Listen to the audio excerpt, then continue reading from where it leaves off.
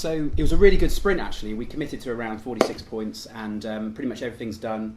The stuff that isn't done is in QA and should be polished off today.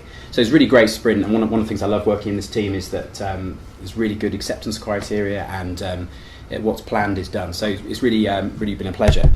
So what have we done this sprint? We've been looking at some security improvements, changes to the UI to help our main customer, and we've also been looking into this thing, this debate around multi versus mono repos. And I'm not going to go exhaustive into that, explain that in detail, because Graham's done a great talk on that, and you can find that on our YouTube channel. But I want to talk a little bit about it. So you might hear developers talking about repositories or a repo, and I don't want you to feel like that's really weird or foreign to you, because it's really simple. It's just a central place where we store our code, and that in our case is Bitbucket, and you might have heard that being used as well. So not particularly complicated. And I guess the question comes from that is, do we store all our code in one repository, or do we have multiple repositories? And you might have already heard, and I'm not going to lecture you on microservices versus a monolith, that we've done that many times. But when we moved away from a monolith, so one application with one code base, to microservices, the natural kind of progression of that was that we would have multiple repositories. And so it seemed logical when we did that. Moving to microservices, you have a one-to-one relationship between a microservice and a repository. And that's kind of worked okay for us.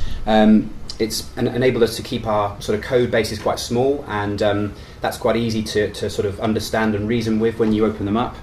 Also upgrading things are easier. So if you find that one bit of your code needs to be upgraded, you can just do that, and you don't have to worry about affecting lots of other things. So that's kind of been another positive benefit as well. And also we tend to find more developers tend to follow this path. It doesn't seem to be a massive amount of community support for having one big repository.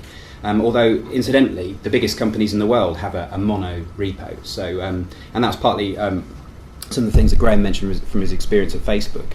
So there are many other things I could mention, but I don't want to go exhaustively into that. So why did we decide this sprint to go into to create a single repository for our front ends? And I just want to hone in on two major points. And that is that you'd have realised that we wanted to sort of tighten up our security recently. And we found that in doing that, we were applying the same kind of improvements and code changes to lots of different repositories, and this was really time consuming. And also in our heads, we've been thinking about multi-tenancy. How do we support multiple tenants more and more, and ensuring that we don't have loads and loads of different code bases where if we want to improve one aspect of the system, we do that, but then we find that all the other tenants don't get that same improvement. So we've made some alterations, and that's been some of the work that we've done this sprint, and we've ended up with, I think, a much better sort of solution for our front-end applications that's going to allow us to share code a lot more. And I would say, though, that we haven't kind of done everything. We haven't moved everything into a mono repo, and that is a reason. The reason being is that I don't think we have the tooling, the knowledge necessarily of how to do that on a really big scale. But I think for our kind of fact-finding type sort of front-end applications, it's working a lot better. I'm now going to hand over to Rob, who's going to just talk through about some of the great work we've been doing to improve our application. Thank you. So there's been a couple of relatively small sort of functionality tweaks in terms of UI, but they should help improve productivity on the advisor side quite a bit, hopefully. So this is the fact find I made earlier. So straight away you can see at the top they've got a new appointment notes. So LV wanted this so they could put down when a person is or isn't available for a callback. For example, they'll have an issue sort of keeping track of that. So now when they go into a new case, they can see straight away if that person's going to be available or not. So the next one, which is some work that Scott did, is just a simple sort of age calculation next to their date of birth, which again saves the advisor having to sort of, from their date of birth, work out how old that person is, which could affect their advice and things like that. So the next one, so we have the actual person's address here, all filled in. So before, if they had a spouse or partner, you would have to basically type all that information in again in their address field.